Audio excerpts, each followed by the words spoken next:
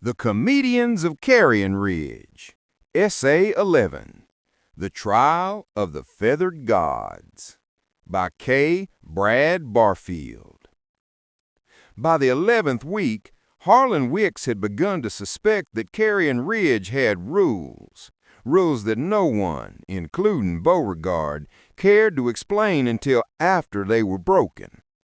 He woke one morning to find a half-circle of buzzards waiting in the yard like jurors at dawn. They were silent, solemn, and unnervingly organized. Beauregard stood in the middle, scratching the dirt like a bailiff opening court. "Son," said the rooster, "you've been indicted." "For what?" Harlan asked, still groggy. "For sincerity," said Beauregard. "That's a capital offense in these parts." The flock murmured in approval, feathers rustling like old paper. Carlin swooped low from the tree line, landing with a thud. "You see, kid, sincerity is the gateway drug to sanctimony. One minute you're just talking honest, next thing you know, you running a cup that sells bumper stickers." Red Fox chimed in from a nearby fence post. "Yeah, man, sincerity'll get you in more trouble than whiskey and women combined. At least those got an exit strategy." Beauregard flared his wings for order. "This ain't a roast, gentlemen. It's a hearing. The charge is that the accused, Mr. Wicks, has begun to take this whole affair too seriously. He's forgotten that the sacred must first be ridiculous." Harlan opened his mouth, then shut it. He wasn't sure if he was supposed to defend himself or confess. Richard Pryor's voice broke the tension. "Man, let him talk. It's his trial. Everybody deserves one last set before the light cuts off." Beauregard nodded. "Proceed." Harlan stood up, dust clinging to his jeans. "I don't know what I'm supposed to say.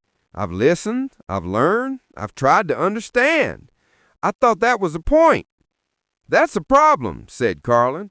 "You still thinking this is school. It's stand-up, man. You don't study the joke, you deliver it."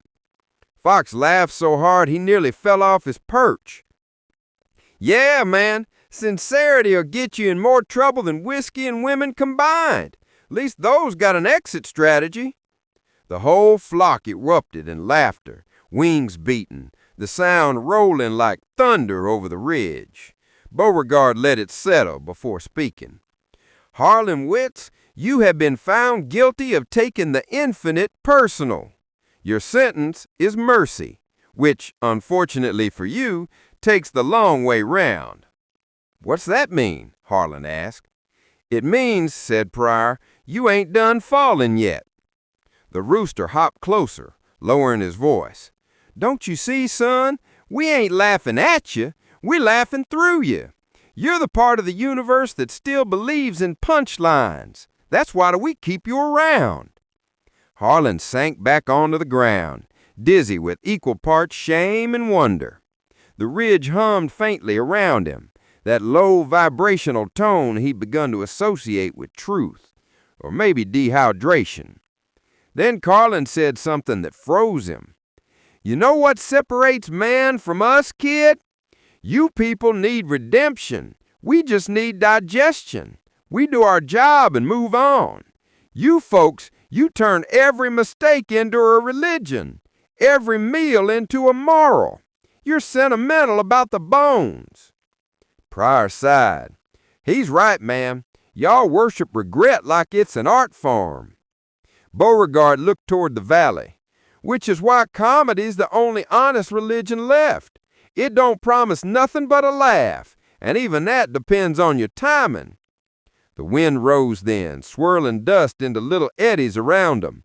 The buzzards lifted, one by one, until only Beauregard and Harlan remained. The rooster walked in slow circles around him, muttering, "You've done well considering your species. You listened longer than most, and you ain't tried to sell tickets yet. That's progress." "I didn't know this was a test," Harlan said. "It ain't," Beauregard replied. "It's a rehearsal." "For what?" "For today you forget the mines." The rooster hopped up on the fence, eye glinting. The Ridge ain't interested in the kind of holiness that survives understanding.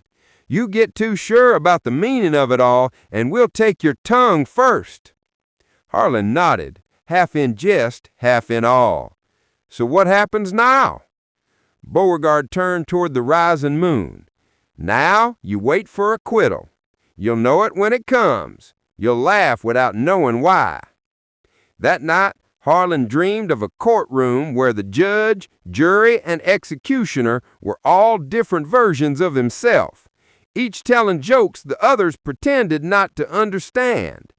When he woke up, he was still laughing.